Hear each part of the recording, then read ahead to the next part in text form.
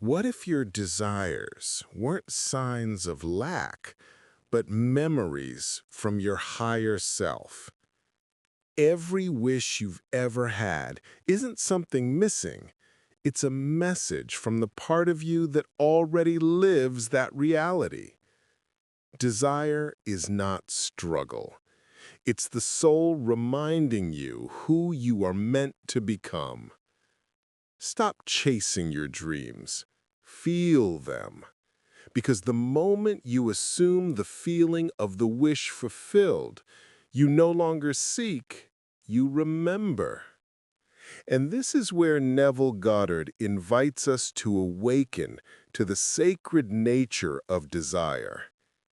Welcome, dear friends.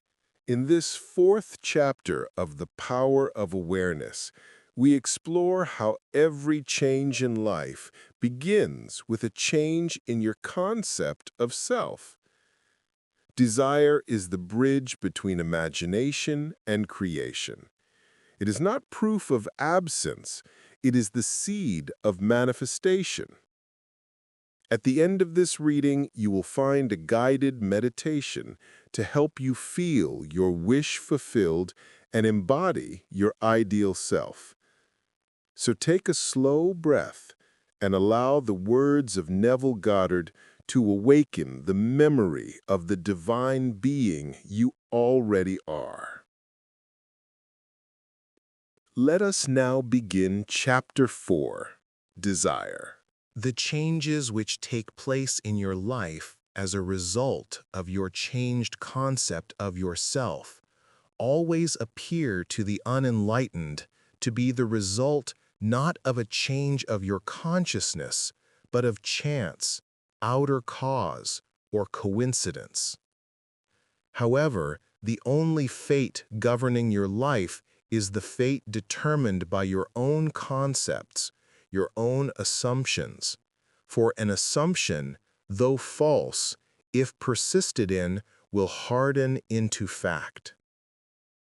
The ideal you seek and hope to attain will not manifest itself, will not be realized by you until you have imagined that you are already that ideal. There is no escape for you except by a radical psychological transformation of yourself, except by your assumption of the feeling of your wish fulfilled. Therefore, make results or accomplishments the crucial test of your ability to use your imagination.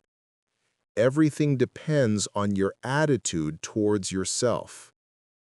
That which you will not affirm as true of yourself can never be realized by you, for that attitude alone is the necessary condition by which you realize your goal. All transformation is based upon suggestion, and this can work only where you lay yourself completely open to an influence. You must abandon yourself to your ideal as a woman abandons herself to love, for complete abandonment of self to it is the way to union with your ideal. You must assume the feeling of the wish fulfilled until your assumption has all the sensory vividness of reality. You must imagine that you are already experiencing what you desire.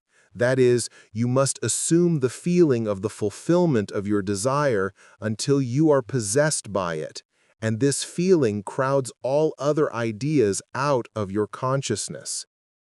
The man who is not prepared for the conscious plunge into the assumption of the wish fulfilled in the faith that it is the only way to the realization of his dream is not yet ready to live consciously by the law of assumption, although there is no doubt that he does live by the law of assumption unconsciously.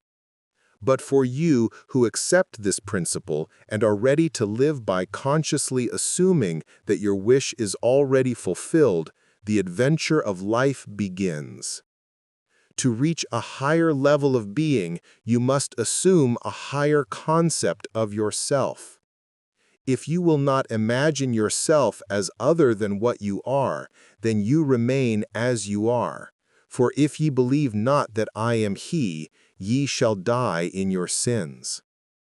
If you do not believe that you are he, the person you want to be, then you remain as you are. Through the faithful, systematic cultivation of the feeling of the wish fulfilled, desire becomes the promise of its own fulfillment.